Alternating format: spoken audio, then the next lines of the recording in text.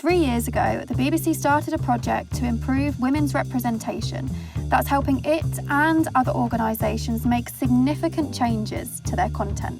They are now planning on expanding it beyond gender with their newly developed ethnicity and disability monitoring. But before we get to know the story behind this project, we need to learn more about the issues that they are trying to fix. Follow Bryony and I as we uncover the story behind the BBC's 50/50 Equality Project. It's a statistical fact that women are far less likely to be featured in the media, both as reporters and contributors. The Global Media Monitoring Project determined in 2015 that only 37% of stories in the media are reported by women. Women make up only 19% of all experts interviewed in the news. Social progression is actually reduced as a result of underrepresentation. Their voices are not heard. Their problems are not acknowledged. And what do you think needs to continue changing to keep that progression? Having women's voices and other diverse groups, of course, actually is really important because it's embedding people's right to be in a discipline. Projects like the one that you're doing here with the 50/50 are really important because actually they're highlighting that there is still an issue. So the more women that are involved asking the questions, then more women will get involved and it will start to snowball. Social change isn't going to happen overnight. It takes a long time for changes to happen. The BBC's 50/50 Equality Project started in 2017 and is now the biggest collective action to increase women's representation in its content. But how did it start and how does it work? I talked to my team who make Outside Source and they were fortunately excited about what I was suggesting. And we agreed to trial this very simple system of measurement where we measure every day, we share the data every day. We started at below 40% women in January 2017, and by April we'd gone past 50%, and in May we did it again. We started to talk to other editors who were also interested in taking on this issue, and that's what it really went through the roof, and we went through from 60 to 70 teams to 400 or 500 teams in a matter of 18 months. And 50/50 is now expanding. What are your sort of thoughts and feelings about the future of 50/50? Something that I didn't really imagine would ever get this big has been expanded not by anything I've done, but by the enthusiasm of all these hundreds of other people.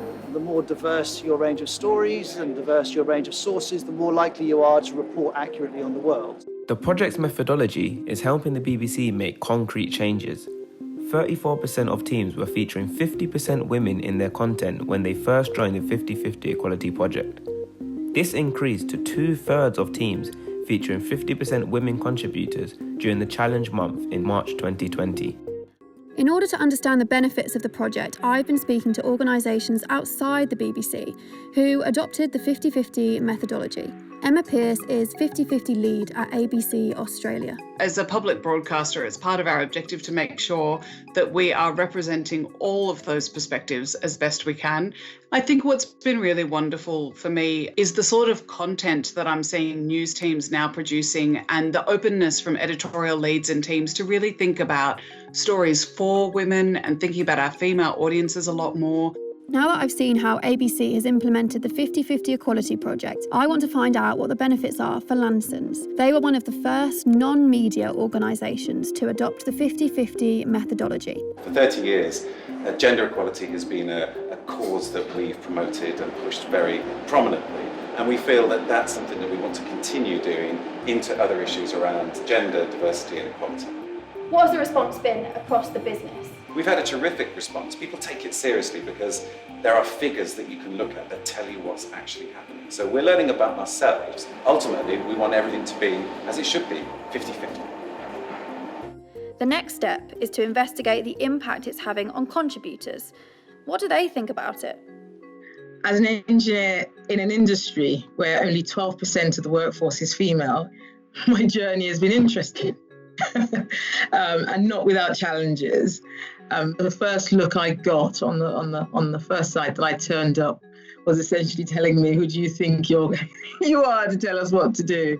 And that was the initial challenge of, how do I deal with this? How do I get these men to listen to me? And why do you think it's important to see women leading in such extraordinary positions like you are. It helps to eradicate stereotypes. It enables future generations to see other women, people who look like them, ahead of them. I didn't see that when I was sort of progressing or starting off my career, and it made me potentially think that this and where I am today wasn't achievable. You know, they say you can't be what you can't see.